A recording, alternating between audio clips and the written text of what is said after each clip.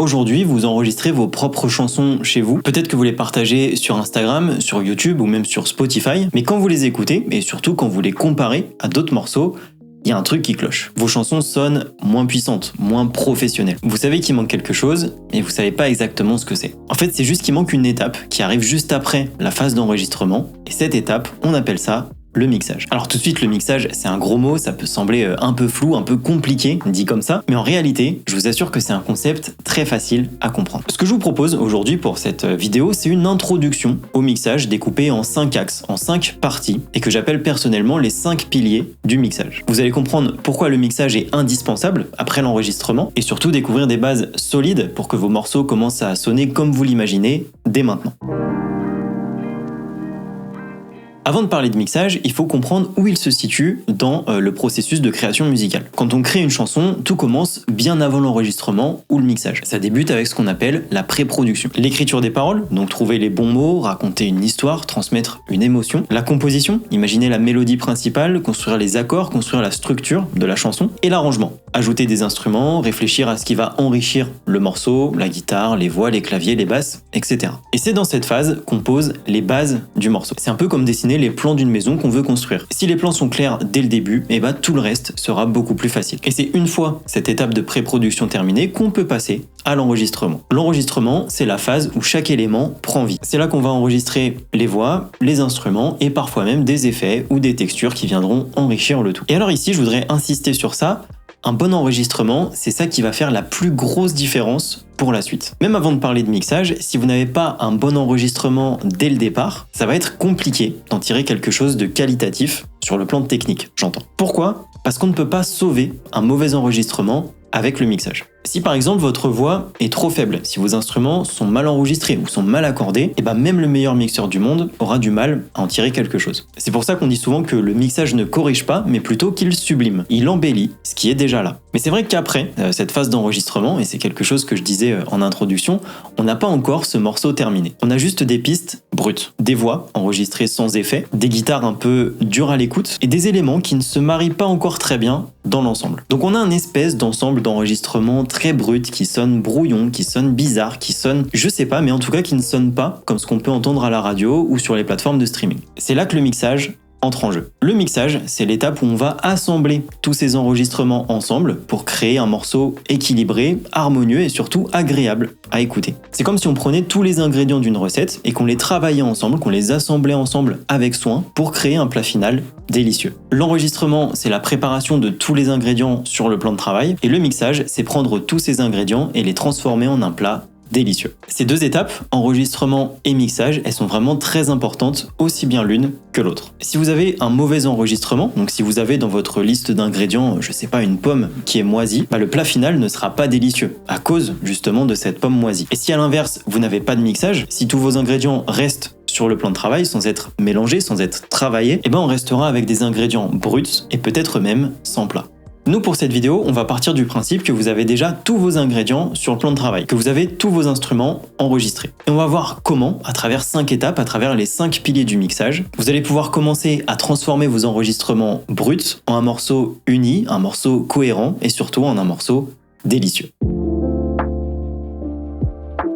Alors selon moi, le mixage repose sur 5 piliers essentiels et si vous comprenez ces 5 axes et que vous les appliquez correctement, vous avez déjà fait 80% du travail. Ces 5 piliers, faut les voir comme les fondations d'une maison. Sans eux, tout s'écroule. Dans cette vidéo, on va pas entrer dans des détails trop techniques, ça reste une introduction au mixage et surtout je veux aussi que ça reste simple, accessible et fun. Le but c'est de vous amuser pendant l'apprentissage du mixage. Faut pas que le mix soit une prise de tête. Donc je vais vous expliquer pourquoi chaque pilier est important et surtout comment chacun contribue à transformer vos enregistrements bruts en un morceau travaillé. On commence tout de suite avec le pilier numéro 1, les volumes. Les volumes, c'est probablement les réglages les plus simples et les plus intuitifs à comprendre, mais c'est aussi l'un des plus importants et l'un des plus sous-estimés en mixage. C'est lui qui va déterminer ce que l'auditeur va entendre en priorité. Quand vous mixez, vous avez souvent plusieurs pistes. Les voix, les guitares, les batteries, etc. Et les volumes, c'est comme être le chef d'orchestre de tous ces instruments. En fait, c'est vous qui décidez qui doit être mis en avant et à quel moment. Imaginez que vous écoutez un morceau où la voix est tellement faible qu'on comprend pas les paroles. Au contraire que la batterie est tellement forte qu'elle écrase tous les autres instruments. Dans les deux cas, l'écoute devient de plus en plus désagréable et c'est là que les volumes vont jouer un rôle déterminant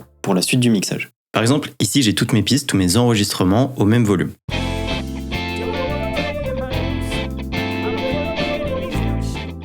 Ça sonne brouillon, on a du mal à savoir à peu près dans quelle direction donner de l'attention et ça en devient presque fatigant. Là, je vais penser à une fête où tout le monde parle en même temps. Si personne ne gère la situation, ça devient un brouhaha incompréhensible et c'est exactement ce qu'on a dans cette situation. Donc le volume, c'est comme si on s'adressait à nos invités et qu'on leur disait « toi, tu arrêtes de parler, toi, maintenant c'est à toi de t'exprimer, vas-y, on t'écoute ». Et ainsi de suite. C'est grâce au volume que chaque piste trouve sa place et que le morceau va commencer à être agréable à écouter. Alors, comment on gère ces volumes ? Il y a plein de façons différentes de faire, chacun aura ses préférences. Mais ce que je peux vous proposer pour cette introduction au mixage, c'est de mettre tous vos curseurs de volume au minimum, toutes vos pistes au minimum. Et de commencer par régler la piste que vous voulez mettre au premier plan. Donc ici, dans mon exemple, c'est la voix. Pretty in my new suit. I'm feeling good in these new shoes. Just car word sustainability just increased for me. Ensuite, je vais peut-être régler la rythmique. Donc, je vais mettre le morceau en lecture et je vais régler en direct le volume de la batterie. Donc, piste de kick, snare, tom et overhead. Don't I look pretty in my new suit? I'm feeling good in these new shoes. Don't I look pretty in my new suit? I'm feeling good in these new shoes. Don't I look pretty in my new suit? I'm feeling good in these new shoes. Voilà, je veux pas que ma batterie soit trop forte parce que c'est ma voix qui doit être au premier plan et je veux pas qu'elle soit trop faible non plus. Donc ça donnerait à peu près quelque chose comme ça. Don't I look pretty in my new suit? I'm feeling good in these new shoes. Just car word sustainability just increased for me. Et puis je vais faire comme ça, piste après piste, tout en gardant à l'esprit ce que je veux prioriser ou non. Don't I look pretty in my new suit? I'm feeling good. Par exemple, pour ce piano Rhodes, moi je veux qu'il soit là pour accompagner, pas pour qu'il soit le cœur de la chanson, pas pour qu'il soit au centre du morceau. Donc je vais le régler pour qu'il accompagne la voix principale, pas pour qu'il rentre en conflit avec elle. Donc assez fort pour qu'on l'entende, mais pas trop fort non plus. C'est pas lui la star du morceau. La star là, c'est plutôt la voix. Don't I look pretty in my new suit? I'm feeling good in these new shoes. Just car word sustainability just increased for me. Voilà pour le réglage des volumes, ce qui nous fait passer donc d'un ensemble très brouillon, très confus,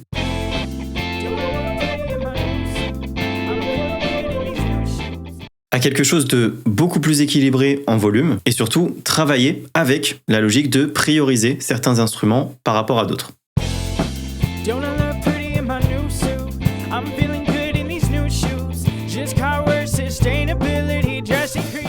Le volume, c'est donc la base, c'est la fondation du mix. Je veux que cet instrument sonne plus fort que celui-là parce que je veux qu'il soit devant dans le mix. Ou alors je veux peut-être qu'il sonne moins fort si je considère que ce n'est pas l'instrument prioritaire. Et c'est avec les bons réglages de volume, donc des réglages réfléchis, que vous allez pouvoir prendre les bonnes décisions pour la suite du mixage. Et justement la suite, parlons-en parce qu'on peut enchaîner avec le deuxième pilier du mixage. Mais juste avant, si cette vidéo vous plaît, je me permets de vous demander un petit pouce vers le haut, ça m'aide énormément. Merci beaucoup. Le deuxième pilier du mixage, donc, c'est la panoramique. Autrement dit, le placement des sons dans l'espace. Quand vous écoutez une chanson, que ce soit au casque ou sur des enceintes, le son peut venir de la gauche, de la droite ou du centre. Et la panoramique, c'est l'art de répartir vos instruments dans l'espace. C'est-à-dire de la gauche à la droite pour éviter que tout ne s'entasse au même endroit. Pourquoi c'est important ? Imaginez une scène de théâtre. Si tous les acteurs sont collés au centre de la scène, ça devient confus, ça devient désordonné. Alors qu'au contraire, si chaque acteur a sa place, il y en a à gauche, il y en a à droite, il y en a au centre, et là tout devient plus clair et plus agréable à suivre. En mixage, encore une fois, c'est exactement pareil. On place chaque instrument de la gauche vers la droite pour que tout soit clair et équilibré. On va reprendre notre exemple. Ici encore, on va faire des choix logiques et s'amuser à placer nos instruments dans l'espace de gauche à droite tout en respectant cette logique. Alors la plupart du temps, on va retrouver 3 éléments au centre. L'élément principal, donc ici c'est la voix que je vais mettre tout en haut, la basse pour garder ce point d'ancrage vraiment central et le kick de la batterie qu'on appelle aussi la grosse caisse. Voilà, la plupart du temps c'est ces 3 instruments qu'on va retrouver au centre. Mais sachez qu'il n'y a pas de règle et que vous faites ce que vous voulez. Moi je trouve que ces 3 instruments ils ont leur place au centre parce qu'ils servent de point de repère à l'auditeur. La voix parce que c'est l'élément principal, la basse parce que c'est la fondation du morceau, et le kick qui va nous apporter la pulsation, le rythme. Et si je m'amuse à les déplacer à gauche ou à droite, ça sonne tout de suite bizarre et j'ai l'impression de perdre un peu mes repères.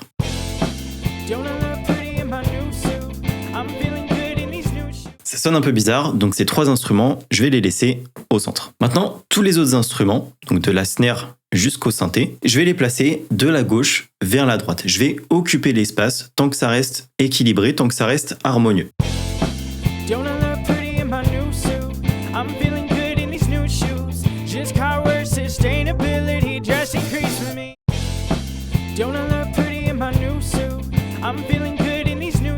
Là, ça respire un peu plus. Là, on retrouve plus de vie dans le morceau. Et on est passé d'un truc très central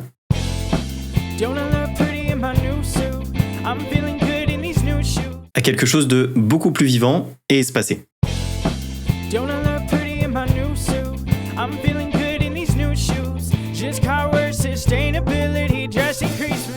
La panoramique, c'est organiser les instruments dans l'espace. Exactement comme on ferait avec un orchestre. Est-ce que tous les musiciens jouent les uns derrière les autres ? Bah non. On peut avoir les violons à gauche, les flûtes à droite, les cuivres encore plus à droite et les tambours au milieu. Pourquoi pas ? Et alors, encore une fois, il n'y a pas de bonne ou de mauvaise réponse ici. Il n'y a pas de bon ou de mauvais choix tant qu'il répond à une logique. Peut-être que vous, dans votre projet, vous allez avoir envie de faire sonner votre voix à gauche et pas au centre. Et bah c'est ok. Si c'est justifié et surtout si c'est assumé, s'il y a une logique derrière, bah il n'y a aucun problème avec ça. Parce que peut-être que en parallèle de votre voix à gauche, vous allez ajouter un instrument à droite pour garder un certain équilibre dans le rapport gauche-droite. Pourquoi pas ? Les problèmes, ils arrivent quand on commence à faire des choses sans vraiment savoir pourquoi est-ce qu'on les fait. Passons maintenant au troisième pilier du mixage, c'est ce qu'on appelle l'égalisation. Alors pour faire simple, un son, peu importe lequel, est composé de fréquences. On va prendre l'exemple de cette guitare.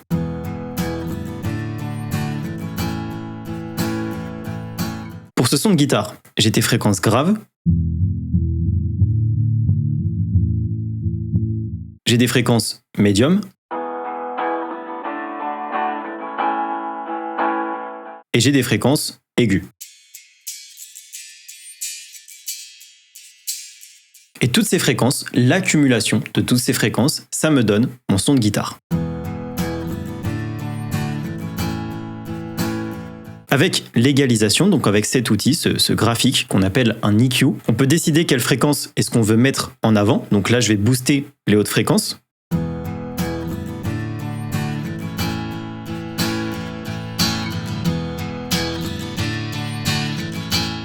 On a tout de suite un son beaucoup plus clair, beaucoup plus brillant. Et quelle fréquence est-ce qu'on préfère couper ? Là, je vais rester sur les hautes fréquences et je vais couper les hautes fréquences.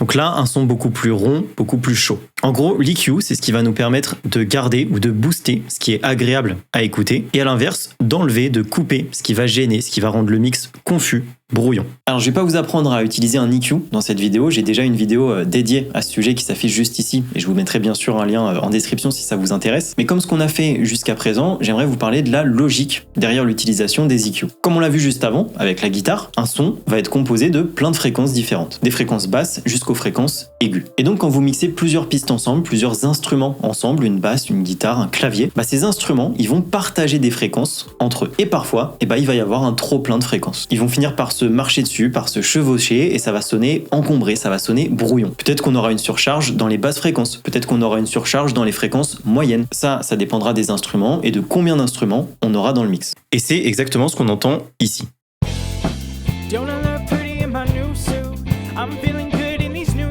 On a bien séparé les instruments en volume, on les a bien séparés dans l'espace, de gauche à droite, mais ils partagent encore trop de fréquences similaires entre eux. Et donc on sent que ça manque un peu de précision. Et bien justement, c'est l'EQ qui va nous permettre de corriger tout ça. Parfois je vais enlever des fréquences indésirables à un instrument, comme par exemple cette guitare. Je trouve qu'elle a un peu trop de corps, un peu trop de présence. Donc je vais faire une petite coupe sur les fréquences médium pour lui apporter un peu plus de clarté.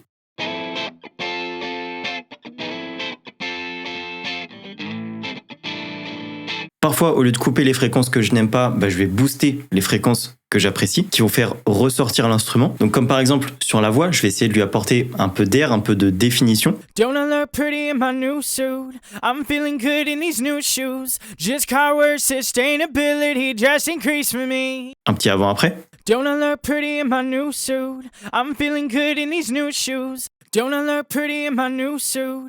I'm feeling good in these new shoes. Voilà, beaucoup plus de précision, de définition dans la voix. Et dernière utilisation, quand deux instruments se confondent un peu trop, quand deux instruments se marchent un peu trop dessus et qu'on a du mal à les différencier, je vais essayer d'apporter un peu d'équilibre entre les deux. Et donc je vais faire ça piste après piste, quand je juge que c'est nécessaire. Encore une fois, c'est la logique qui va guider mes actions, qui va influencer mes choix. Si j'entends pas de problème particulier, je ne vais pas encombrer mon mix avec un EQ sur un instrument, alors que je n'en ai pas besoin. Maintenant, je vous fais une petite avance dans le temps après l'égalisation, et vous pouvez entendre qu'on est passé de quelque chose de très fouillis à quelque chose de bien plus précis, où chaque instrument sonne un peu plus à sa place. Don't I look pretty in my new suit? I'm feeling good in these new shoes. Just car worse sustainability, just increase for me. Don't I look pretty in my new suit? I'm feeling good in these new shoes. Just car worse sustainability, just increase for me. Donc la phase d'égalisation, le pilier de l'égalisation, c'est un pilier qui est là pour nettoyer les instruments et pour les équilibrer dans le mix d'un point de vue fréquentiel. Et là vous remarquerez qu'on parle beaucoup d'équilibre depuis le début de la vidéo. Le pilier des volumes, il va équilibrer les instruments sur le plan volume sonore. Le pilier de la panoramique, il va équilibrer les instruments sur le plan stéréo, de la gauche vers la droite. Et le pilier de l'égalisation, il va les équilibrer sur le plan fréquentiel, c'est-à-dire qu'il va nous apporter de l'équilibre dans les fréquences. Donc vous voyez qu'on reste sur une notion d'équilibre. Le fil rouge du mixage, c'est l'équilibre. Tout dans le mix tourne autour de l'équilibre. Ceci étant dit, passons au pilier numéro 4, la gestion de la dynamique. Alors qu'est-ce que ça veut dire la dynamique? En gros, la dynamique, c'est la différence entre les sons les plus faibles et les sons les plus forts dans un enregistrement. Imaginez une voix, quand le chanteur chante doucement, le volume est très bas. Mais s'il commence à monter dans les aigus et à mettre plus de puissance, le volume devient plus fort. Ces variations de volume, c'est ce qu'on appelle la dynamique. Donc les variations entre les moments faibles et les moments forts. Et c'est une bonne chose, c'est ça qui va donner de l'émotion et du relief à la musique, à la chanson. Mais des fois, c'est beaucoup trop et cette dynamique, elle peut poser problème. On va reprendre l'exemple de la voix. Imaginons qu'on a un chanteur qui va chanter très doux, à volume modéré pendant les couplets, et à l'inverse, beaucoup plus agressif et beaucoup plus fort pendant les refrains. Finalement, on aura une trop grosse variation de la dynamique tout au long de la chanson et ça ne sonnera pas équilibré. Un coup, ça sera trop faible, un coup, ça sera trop fort. C'est là qu'on va utiliser un autre outil. Pour s'occuper des fréquences, on avait utilisé un EQ. Et maintenant, pour gérer la dynamique, on va utiliser un autre outil qu'on appelle le compresseur. Le rôle du compresseur, c'est un peu comme un régulateur automatique du volume. Il va réduire les différences entre les sons trop forts et les sons trop faibles. En gros, il va aplatir la dynamique pour que tout sonne plus uniforme, plus homogène. Imaginez que vous êtes en train de conduire sur une route avec des bosses et des creux. Le compresseur, c'est comme un gros bulldozer qui va venir aplatir toute la route pour que la conduite soit plus fluide et plus agréable. Alors pareil, je vais pas vous apprendre à utiliser un compresseur dans cette vidéo, je vous renvoie vers cette vidéo si ça vous intéresse. Mais je vais quand même vous donner un exemple concret pour que vous puissiez vous rendre compte de l'impact que la compression a sur le son. On va reprendre la même guitare que tout à l'heure.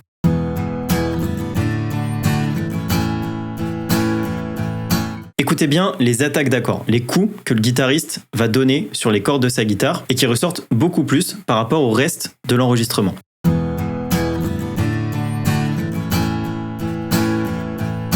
Ta, ta, ta, ta, ta, ta, ta. C'est beaucoup plus prononcé sur les 3 derniers accords. Je vous les mets juste les 3 derniers. Ta, ta, ta, ta, ta, ta, ta. Ces attaques, c'est ta, ta, ta, ta. Ils sont trop forts, ils sont trop agressifs. Et la mission du compresseur, c'est de les atténuer, de les aplatir, pour rendre le volume de la guitare plus homogène et donc plus équilibré.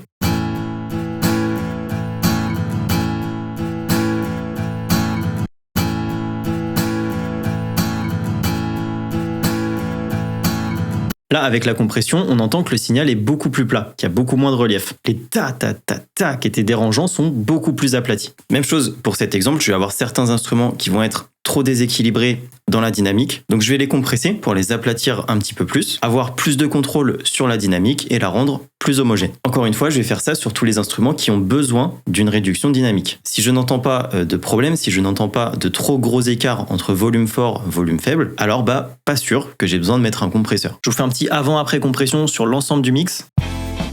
Don't I look pretty in my new suit? I'm feeling good in these new shoes. Just car worse sustainability, just increase for me. Don't I look pretty in my new suit?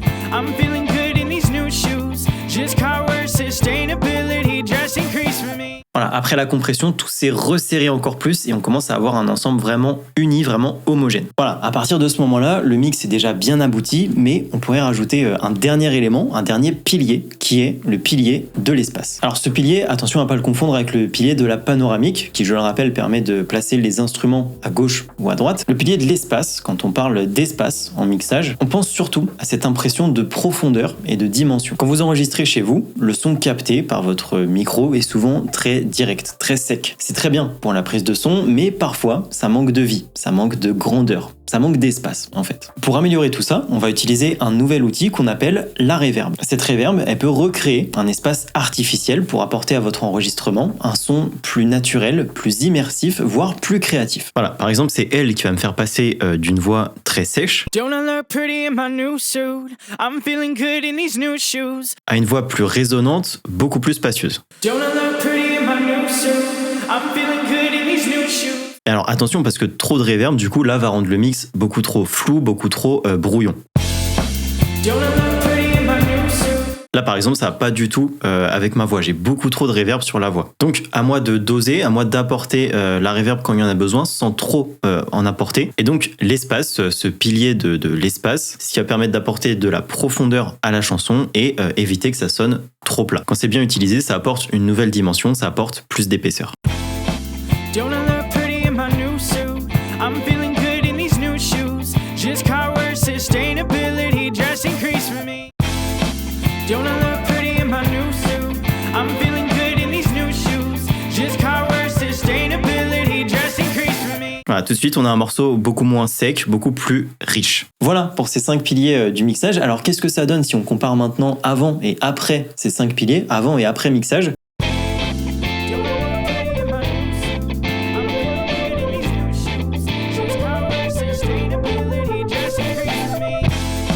Don't I look pretty in my new suit?